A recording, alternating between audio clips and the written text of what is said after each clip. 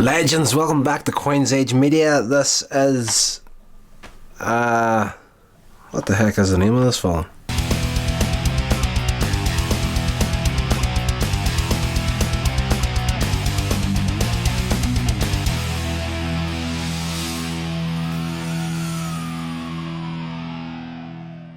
Hey Legends, welcome back to Coins Age Media. I am your host Rodney Stewart, and we're doing another Laurel and Hardy short in this one. That was a very professional start to the episode, you not think?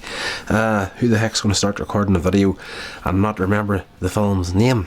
That would be me. That's what I do. So this one is called TARS from 1928.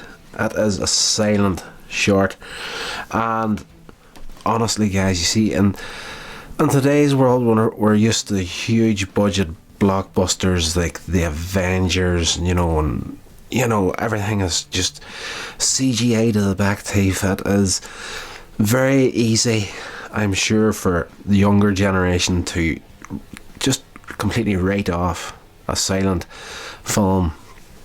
But this one here, genuinely, I love the features, like all their stuff. I've been watching them, lifelong fan of Laurel and Hardy, but there is quite a few things in this box set I haven't seen before, and this was one of them. And it started off, and I kind of thought at the start this is going to be a little bit boring, but trust me, this short on its own is worth the entire box set. It really is. Like, there's so many gems from Laurel and Hardy, and this is one that I was not expecting to be as funny as what it is. And Two Towers, they play a couple of sailors who are on leave from the Navy, and they've rented a car out and they're touring about the city, and they're not the best drivers in the face of the planet. Stanley almost crashes at the start, and of course Ollie thinking he can do everything far better than Stanley, throws him into the passenger side. He starts driving, and is like, the first rule of the road is to keep your eyes on the street where you're going, and he's that busy looking across at Stanley saying this to him, and he actually drives on the lamppost. Yes, they move on from that there. They meet a couple of girls, of course. They are trying to get bubblegum out of a bubblegum machine on the side of the street, and Stan and Ollie pull up beside them, still fighting. Then they realise they see the two of them standing, and that's the whole thing where the girls notice them first, and then they notice the girls, and they're all shy, and they get out. Can we help you girls? And they tell them this bubblegum machine is taking our money and we can't get the bubblegum out of it. And that leads into a whole sequence where Stan and Ollie try to help the girls get their bubblegum from the machine, then end up breaking it, and the bubblegum falls all over the street. The girls jump into the car along with Stanley. They're going to run away, but Stanley tells Ollie, lift some of the bubblegum, stick it down your shirt. So he's at that, and the shopkeeper comes out, confronts him, and that leads into a confrontation between the shopkeeper, Stan, and Ollie, and there's a whole load of slapstick moments of Stanley trying to throw punches at this guy, and he keeps slipping and falling on the bubblegum that's on the street. It's like the round bubblegum, so it's just like a pile of marbles all over the place.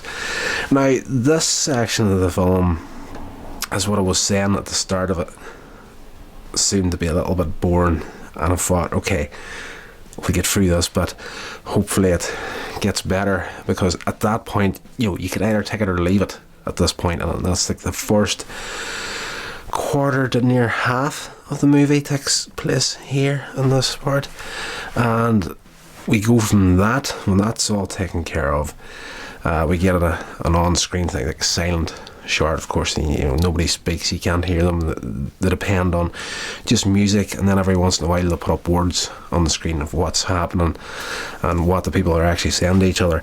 And it says, at the end of a perfect day, they rang the Admiral to hold the fleet back because they're going to be late. So they've been partying all day with these two girls, and they're coming down a street or a road out in the countryside, and there is a farmer that has broken down on the road, and there's a whole tailback of cars that are, just a chock-a-block traffic jam. And at this point in the film, I thought to myself, genuinely was thinking, I don't think this is going to get any better. They're stuck in a traffic jam. But of course they try to jump to the front of the traffic jam. They get there, and I'm not even going to take the time to go into any detail and what happens in this last section of the film. But trust me, it was not what I was expecting. I was expecting some confrontations. That's a given with Laurel and Hardy. Whenever they get into these situations, there's going to be someone's going to swing a punch at somebody else, and then it's going to lead from one thing to another. But this leads to one of the biggest road rage incidents in the history of cinema, and I just laughed myself senseless. Like, my side is actually killing me watching the last half of this film, because places where it goes, if you know Laurel and Hardy, you're not going to be surprised where it goes, but what they do whenever they go there is absolutely fantastic.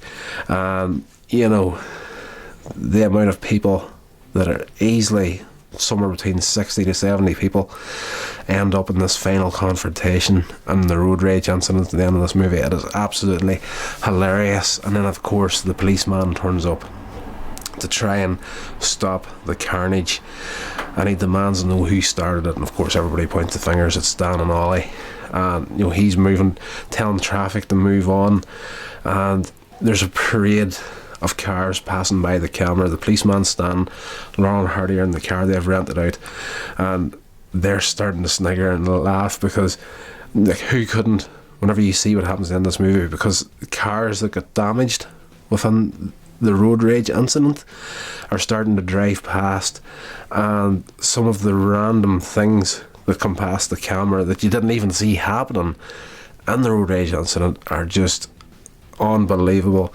And by the end of the movie, Stan and Ollie managed to make an escape at the end of it, and the policeman, at this point, he turned up on a motorbike, and that's got driven over by a truck at one point, so he's got no transportation now to chase them, so he's trying to flag down a car from the incident of the road rage to follow those sailors sorts of things. So that every car he tries to go for, something's wrong with it because of the fight that just took place.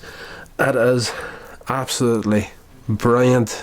So many random moments in this short film, and there's one piece in particular that was just thrown in there because someone came up with an idea and thought this would be funny, and they were not wrong. A car simply passes by, and the suspension must have been broken during the fight, but this car, everybody inside it, the car is bouncing, and people are bouncing up and down about 3 feet inside this car, and all it is the car drives past the camera and drives up the road, and then you see another shot of the car driving off into the distance, and this going on. It is probably one of the funniest things I have seen in a long time. So there we go, guys. That is a little review of TARS by Laurel and Hardy from 1928, and I don't think that it spoiled this one too much for you. Genuinely, I could stand here for the next 2 hours and talk about everything that happened within this film, but this is genuinely one of the ones that you're going to have to watch for yourself just to enjoy it, because honestly, I haven't laughed this hard in a long time. It is definitely well worth checking out.